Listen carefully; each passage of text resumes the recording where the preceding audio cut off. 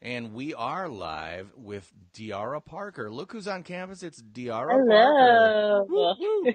And so I'm going to click over to the two shot so you can see her smiling face. But again, I just want to remind Awesome. everybody that I'm DP Knudten, and this is NonFiction Brand Live's Look Who's on Campus with Diara Parker. Now, Ta-ta. let me start out by saying that I first met Diara Parker at another one of those fantastic Madison community-oriented events that was created by our beloved NonFiction Brandversity member, Leah Rowe, Culture Mhm. Community. And are you still on the board of Culture Community? Yeah, I'm still on the kind of on the organizing team, Yeah. And board organizing team. We're figuring that out, but yeah. yeah, well, exactly. I mean, everybody's got too many hats and all that stuff. But Culture Community was created to help people who want to create an intentional culture within their business, their entity, their organization. And Diara is one of the first people I met there, and she had a great big smiling face and certainly made me feel comfortable and welcome. So instantly, I'm in her orbit, if you will, because of her gravitational pull. And I think it's time for the NonFiction Brandversity, student body, if you will, to get to know Diara because she's really interesting in that a lot of people in NonFiction Brandversity are professionals on the commercial side of things, or they're working on solo entrepreneur efforts or things like that. Diara is in the nonprofit space. And this to me is really interesting because I think nonprofits can really benefit from branding. In fact, some of the biggest brands in the nonprofit universe are nonprofits like American Red Cross, like Susan G. Komen for the Cure. These are names everybody knows, and they've embraced branding in a big way. And to have Diara kind of in our community, I think is wonderful. So can you give me a quick kind of intro to who you are, where you've been, and what you do? Yeah. That was a great intro. Thank you. Thank you for the welcome. So currently I work for End Domestic Abuse Wisconsin. I'm the director of policy and systems change there. And so essentially my role is to provide support to communities. So that's my primary role. So I'm working with law enforcement, medical professionals, district attorneys, really anyone who would work with a survivor of domestic violence. And I'm helping them look at their community response, usually on a countywide basis, and looking to improve their responses to survivors. So what are some of the systems that are in place that are making it more difficult for survivors of domestic violence to receive some of the support that they need? What are some of the barriers that our community is inadvertently placing on survivors when it comes to receiving some of that support? So that's my primary role, working with communities. So oftentimes I'm, working on team building with community teams. Obviously, if you listen to that, kind of reflect on that list that I just rattled off, there are people from very different disciplines at the table with very different, sometimes ideologies, different perspectives. And so oftentimes my role is to kind of help them align and figure out, okay, where's some of the overlap in our work and how can we kind of better work together and build those relationships with each other, amongst each other to kind of address this issue in our community. So that's one hat that I wear in my role. The other hat that I wear, the other two hats, is providing support to our statewide homicide prevention programs. So we have folks on my team who are working with law enforcement across the state and helping them kind of integrate more streamlined processes for better connecting survivors that they're working with or that they come in contact with in the field to advocacy services that they're often not connected, and so we're trying to help bridge that gap between advocacy services and then law enforcement. So that's one other hat, and then the third hat that I wear is providing support to our statewide policy team. So they are up at the Capitol, doing a lot of lobbying and really advocating on behalf of domestic violence programs across the state. And so the interesting part about the coalition work that we do is that we don't work directly with survivors. So For example, a lot of people in the Madison area are familiar with DAYS, or Domestic Abuse Intervention Services. They're really an amazing organization. They're out in the community doing a lot of work with branding and kind of connecting folks to their cause. So they work directly with survivors. I used to work for DAYS and actually volunteered while I was a student at UW.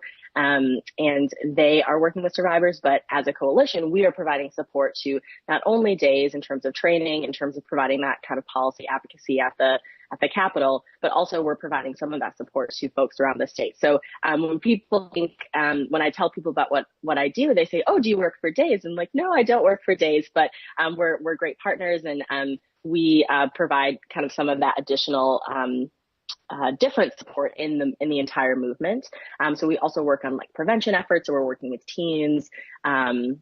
There's a lot going on at our organization. And before that, I worked at DAYS for a bit. So I was doing a little bit of direct service. I went to UW, and for my undergrad, I'm working on my master's right now in organizational leadership and development at the University of Colorado Boulder. I got married at some point during that time, so that was fun. I traveled a little bit. I've been to Brazil. I've been to Peru. Would love to travel more. We just got a puppy baby. So we just adopted from Underdog Pet Rescue. And so now we have a little pup running around who's amazing. So yeah, that's a little bit about me, what's happening right now. Well, that's very cool. You should know that there's a fan in the feed, Diara Parker. You are incredible. I don't think of anyone better to do this work, says someone who's unfortunately, I can't see your profile pic, and your name's not coming up, but let's just say you got a fan in the feed, which is always a good thing. Thank you. Well, as you know, NonFiction Brandversity is all about helping people build their personal or small business brands. And I think it's really interesting because you're in the nonprofit space, and if you're asking me, a whole lot of nonprofits have too small a profile, but a lot of people who work within the nonprofits have an even smaller profile. And I think that hurts not only them, but the organizations they work for. You know, the idea of building your personal brand in the community, you would then become an entree to end domestic abuse at Wisconsin. For example, I didn't know that you worked there until I started doing a little bit of research on your LinkedIn feed. Well, I knew you before I knew them. And so there's that 1 degree of separation or 2 degrees or whatever it is. And I think that's so important, that just because you're in the nonprofit space does not mean that you have to ignore the power of personal branding because you're doing God's work or nonprofit work. As Susan G. Komen has taught all of us, there's no such thing as too much branding. I mean, when a nonprofit can own a color, pink, that's pretty darn impressive. So are you actively looking to build that kind of personal brand in the Madison area and potentially beyond? I am. Yeah, those are some great points that you make, because I've reflected on that a lot. Kind of volunteering, interning, and doing some work in for-profit spaces, and then doing a lot of work in nonprofit spaces. There is a vast difference between kind of that branding piece, and I think it's kind of reflecting on it. I think a lot of it has to do with just the culture of nonprofits. I mean, not saying anything about for-profit folks. And for the folks that I've met in nonprofit spaces, they're some of the most humble, giving people that I know, right? I mean, people who get into this work don't do it because there's a lot of money at the end of the tunnel, or, because they're, selfish reasons why they're kind of engaged in that work. It's because they really care about their community and want to engage with a cause that's really dear and near to them for whatever reason. And that doesn't always feel like it's aligned with kind of that branding in that way. It sometimes feels like if that's something that we can do to help kind of raise money and to filter more resources into our cause, that's great.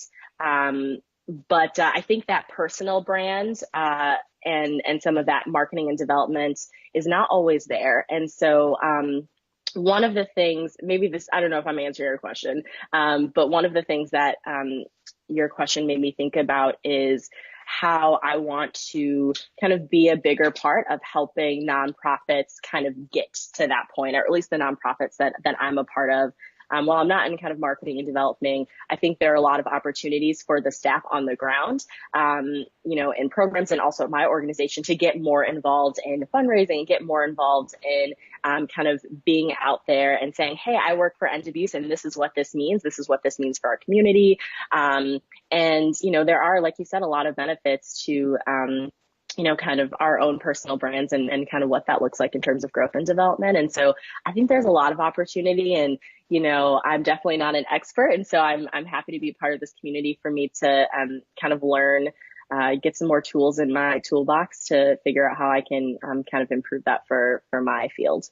Well, I think that's so important for all the reasons I stated voluminously earlier, but I think you touched on something that's really important, and that is that a lot of people who go into the nonprofit space or the not-for-profit space, they have a sense of humility that it doesn't serve them well, because by doing all the work, and I almost think of it as a martyr complex where let's put the focus over there. And yeah, the focus should be over there, but understand that if you bring your light to the event, you're shining more light on the event.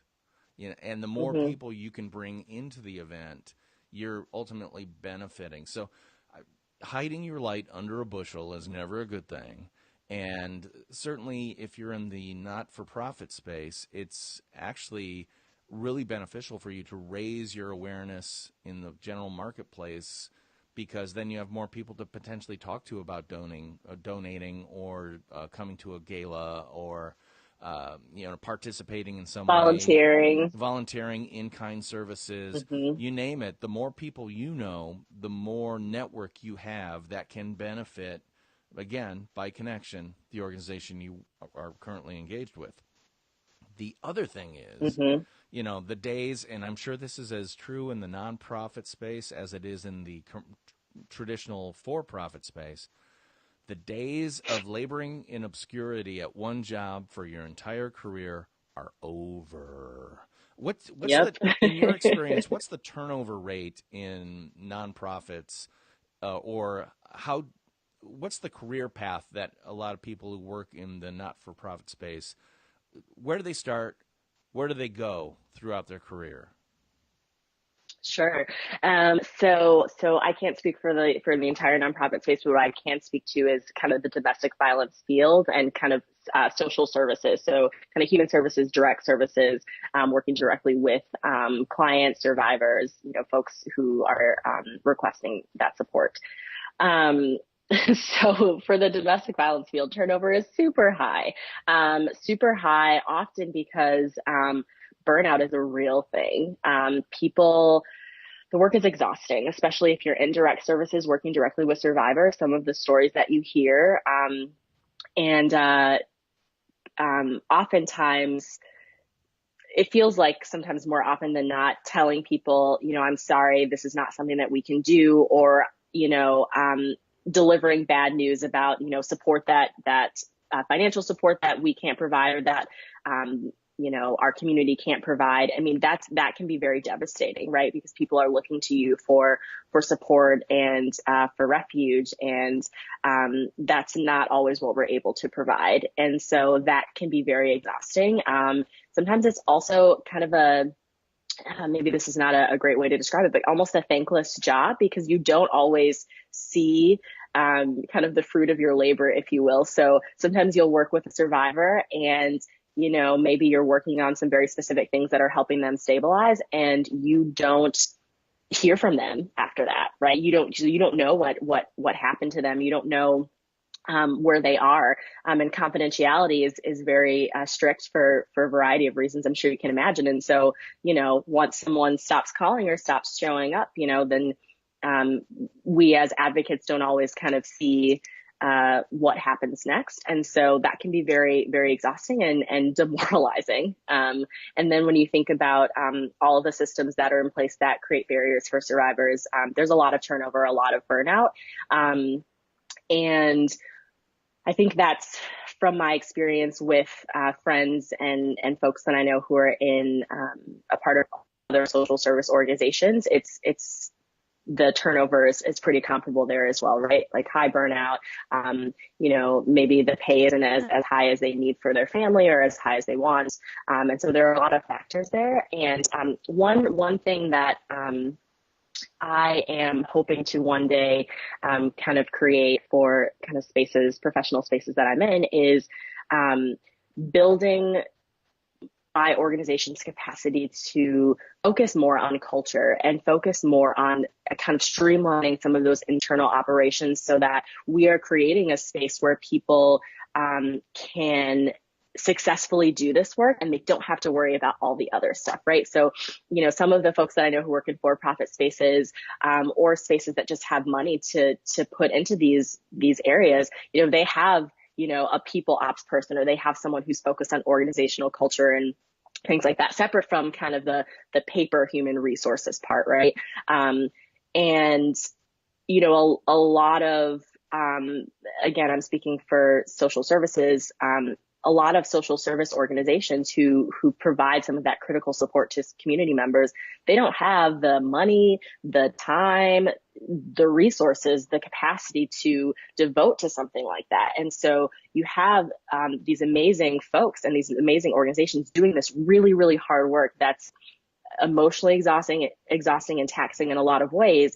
And yet we don't have the resources to help to make their space a little bit brighter and a little bit safer and just better for them to do that work and to sustain the work. And so, with a lot of the knowledge that I'm gaining from other spaces that I'm in, I'm hoping to bring some of that support to nonprofit spaces and to social service spaces specifically who further some of these social justice efforts, because it's super important, right? One of my favorite quotations from Dr. Martin Luther King Jr. is, "Injustice anywhere is a threat to justice everywhere." And he talks a lot about how our fates are intertwined, even if we're, not connected to each other at all in our day-to-day lives.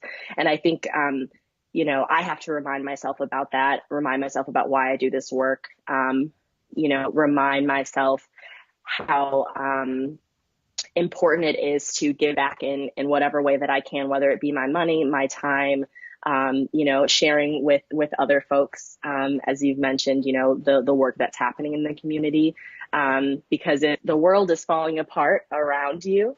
And you have your little bubble and you're safe in your bubble, eventually it's going to catch up to you. And also, I think it's important for us all to think about, the impact that we are having in what do we want to leave behind? We're not going to be here forever, and so how can we help make the world a better place so that the generations after us have it a little bit better than we have it? So I'm going off on a tangent, but I think about all of these things often. Well, you can see that Diara's got a whole lot of going on, if you will, a lot of going on, because that's the type of person she is. I want to touch on something you talked about, which I would kind of formulate as empathy fatigue, or burnout, empathy burnout. Let's face it, I think it's been in the news lately that veterinarians have the highest rate of suicide among professionals because they burn out, and they have the knowledge to inject themselves very easily with something that can take them out of the picture. It's a terrible, terrible thing. And I think there needs to be this balance of, and this is where I'm trying to bring it back to the whole personal branding thing. Personal branding is about getting credit for all you do, the way you do it, and so that people really understand who you are, what you do, and how you do it, right? So if you're getting feedback that's positive about who you are, what you do, and how you do it, there's more of you to give to organizations such as nonprofits or your church or your students, your family, your foster dog, you name it. There's just more of you. Because let me play out a scenario. You've raised your personal brand awareness within the marketplace to a level where you're asked to speak at an event. That event goes very well. You get really positive energy coming from the audience and new connections. Now some of that empathy fatigue just kind of dissipates because you've now got more energy in your battery because you go back to building your personal brand to the point where you're the one who's asked to speak. When we first met, I'm like, she's got energy. And it's really interesting because it's this combination of passion plus intellect equals Diara. And that's really cool because it would be very easy for you to keep your head down at End Domestic Abuse Wisconsin and just be the motor that is chugging away. That is where you get burnout. If you're doing your motoring and you're getting out in the community, meeting new people, getting new ideas, again, intellectual energy is as important as physical energy. Getting excited, getting your passion reinvigorated, you bring that back to the organization you work for. And a lot of people kind of think of the whole personal branding thing as this selfish thing. And it's like, it's selfish if you make it selfish, but if you're doing it correctly, it's more self for you to give to others. I point to Oprah, man. She was the one who made it clear, take care of yourself first, because then there's more of you to give to your family, to your community, to your friends, to your church, to your whatever. And that's completely true, because if you're a burnt-out husk, you have nothing to give anybody. If you build your personal brand to the point where you achieve those invitations to speak at events, if you go to events and people recognize you and say, oh, come over, have you met so-and-so? There's this energy transfer that keeps going back and forth that ultimately gives you more and more to share with others. And by the way, I'm glad to see someone likes my formulation. Passion plus intellect equals Diara. I think that's a T-shirt. I'm going to put a TM on it, and we're going to start selling them in the bookstore. But I think it's really true because there are more than one person, and some people would say sometimes that might be me, that are like intellectually cold, kind of Vulcan, live long and prosper.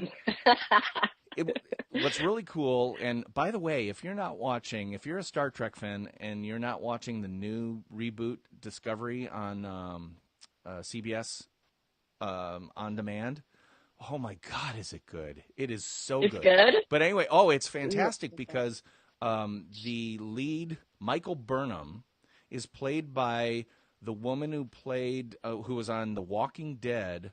I can't remember her name. But she's an African-American woman, and she's the lead character. You played Michonne, right? Yeah. And she not Michonne, but the one, I can't remember. Who was with the redhead? Who was with the redhead guy? Yeah. Who was like exactly. Maybe. Okay, yep. Anyway, she's human, but she was adopted by Spock's parents. So she's the half-sister or the adopted sister of Spock. So she's half intellect and half human passion. So I'm saying there might be a little bit of Michael Burnham going on with you, because you should be on the bridge of the USS or the NC, what is it? NCC, I forget the number, the Discovery. I'm just saying, Star Trek geeks, come along with me. But that whole passion plus intellect equals Diara, I think, is exactly right. So what are you doing, or what do you hope to get from NonFiction Brandversity that other members of the group can help you with? Oh, man. That's a really good question. I don't know if there's anything specific that I can think of right now, but I am just really interested in learning about how folks are kind of doing this work in their industries, right? In their respective industries, because like I said, I think that there's this culture, specifically in the work that I do in the field that I'm in, where, uh, personal branding, that's not a thing that we talk about. That seems very, oh, that's in a different world. We don't have time to think about that. And I really appreciate the way that you kind of described it and brought it back to how that is actually helping the cause and helping the organization and helping to support the folks that we're trying to support in our community. And so, I'm hoping to take, the information that I am learning from folks and figuring out how can I communicate that or help that kind of translate to our world? How does that fit into the work that we're doing? How does that fit into our field, and what does that look like? I mean, the domestic violence field, the social justice movement field is rapidly changing, evolving. I would say in a lot of ways improving, right? And I wonder if there are opportunities to kind of integrate some of these ideals into this work. And so really I'm just open to hearing other perspectives. Well, and I would invite you to throw questions up in the group and throw up ideas or share ideas and things like that. I want to see more ferment. I want to see more percolation in the group, and that can only happen. I can force it, or I can try to force it, but the best way is for it to organically grow. And by the way, Michael Burnham is played by Shaniqua Martin Green on Discovery. Okay. Yeah, Star Trek Discovery, fantastic. I'm telling you, the reboot's better than the J.J. Abrams cinematic reboots in my book. And we can fight all day long about that. But anyway, post your questions, post your opportunities, and don't be afraid to invite members of the group who are specifically in the Dane County region to participate with End Domestic Abuse Wisconsin where appropriate. Obviously, the group is not about selling to other people, but certainly it's about informing other people. And especially if there's any way that members of the group can help End Domestic Abuse Wisconsin, please let us know how, because the reality is not everybody has deep pockets and can write a check, but they would love to help in other ways. But they may not know the other ways in which they can help. So if you have a specific need, let us know, because if we help each other, we're going to be a whole lot stronger than us alone, especially when it comes to that dreaded empathy burnout, which on the for-profit side, you could say is just energy burnout. It's like I feel like I'm churning and I'm not getting anywhere until you have that one person who says, I saw you at blankety blank and I really got this out of your talk. And you go, oh, you paid attention. All it takes is one person to give you that injection of energy and re-injection of passion. So how can people learn more about End Domestic Abuse Wisconsin? Yes. So we have a website. It's endabusewi.org. Again, endabusewi.org. So that's a really great way to learn more about our work and kind of what we're doing around the state. And then I also wanted to share, it's something called the Big Share by Community Shares of Wisconsin. So some folks may be familiar with this, but it's a great opportunity on March 5th. So it's an annual kind of fundraising event. It's called the Big Share, again on March 5th of 2019, where community members can give to organizations that are doing great work in the community. And End Domestic Abuse is one of the organizations that people can engage with.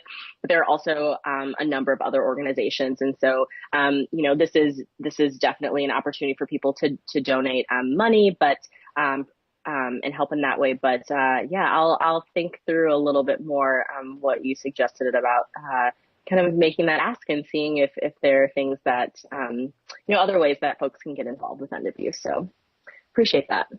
Yeah, absolutely. Is there any way that people can get in touch with you that you'd like to share with the group at large? Oh yeah, LinkedIn. I'm big on LinkedIn. So my name is Diara Parker, Diara Parker, at LinkedIn. I don't know, DP, if you could like post my LinkedIn link. I don't know. I can maybe do that too. Yeah, But no, yeah, feel I free to can connect post with it, me on sure. LinkedIn.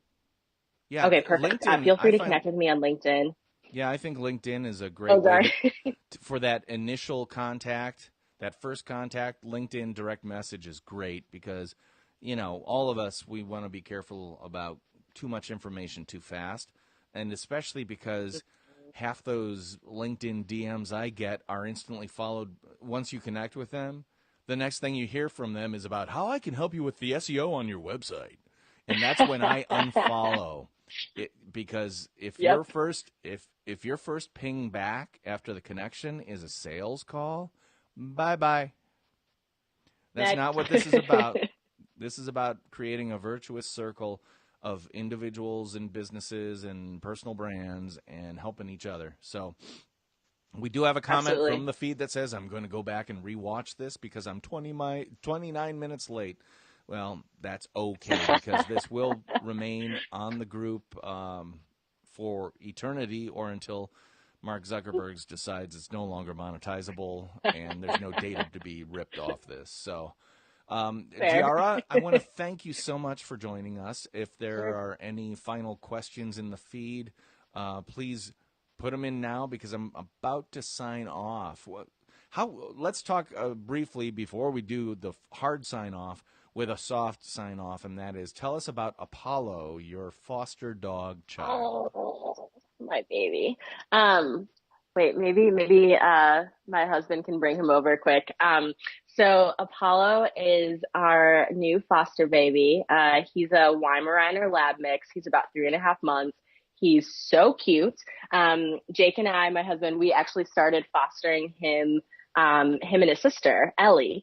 And then we ended up adopting Apollo. There he is. He's a cute little nugget. So we ended up actually adopting him and keeping him. And he's a really chill puppy. So we've had puppies before, and they're just maniacs.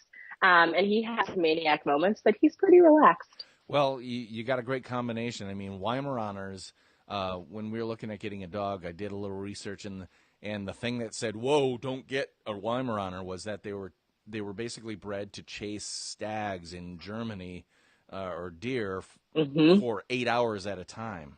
And I'm like, no, no, no, no, no. But then the lab side is labs are just Hmm. fantastic dogs. And They're if you've got amazing, a mellow puppy, that's perfect. right? He's perfect. Yeah. All right. Well, it's 32 minutes after the hour, so it's time for us to wrap things up. I want to thank you, Diara, for joining and letting us know more about you. What is the rescue organization that you got Apollo through? Let's give them a shout out. Underdog Pet Rescue. Say that Underdog again, Pet please. Rescue. Underdog Pet Rescue. Underdog Pet Rescue. I'm sure people can Yep, find them Underdog. online. Oh yeah, they have monthly events actually called Pints for Pups. The next one is this upcoming Sunday from 4 to 8 p.m. At Star Bar, so right off of East Washington. And $1 of every beer purchased, and I think 50 cents of every non-alcoholic beverage purchase goes back to the rescue. And it's a great opportunity to meet some of the dogs that are up for adoption. And even if you don't want a dog, it's a great way to support a great organization and hang out with some puppies in the meantime. So we'll be And there. that, yeah, and that was Underdog Pet Rescue. Yep. All right, so you heard it Underdog here Pet Rescue. first. If you need a dog in your life, Diara recommends heartily Underdog Pet Rescue, Oh yes, and they're amazing. there's no better way to get a great dog. So I want to thank everybody for watching and thank Diara again for participating. And look for more Look Who's on Campus events coming near you. Oh, who is this who says my dog is from Underdog? Woof woof. Again, I'm sorry Woo! the Go profile Underdog. pics aren't showing up for some reason, but who just posted that? Because if we've got two Underdog supporters, you guys need to talk. Or anyway, Eh, but anyway, let's sign off and let everybody go about their day. Happy Thursday, everybody. Be careful. Happy Uh, Thursday. Sun Prairie schools are closed today because of potentially a quarter inch of ice. And let me tell you, Oh, geez. Snowstorms, not a problem. Ice storms, very scary. So be very Oh, careful yeah. out there. Oh, it's Dan LaCloche who's got the underdog dog. So next time you see Hey, him, Dan. compare photos of your babies. I will. Once again, I'm DP Knudten, and she is, say your Diara name, Parker. What's up? Diara Diara Parker. Parker. All right, I've got to let you go now. Thanks for talking, everybody. See you next time. Bye bye. See you later.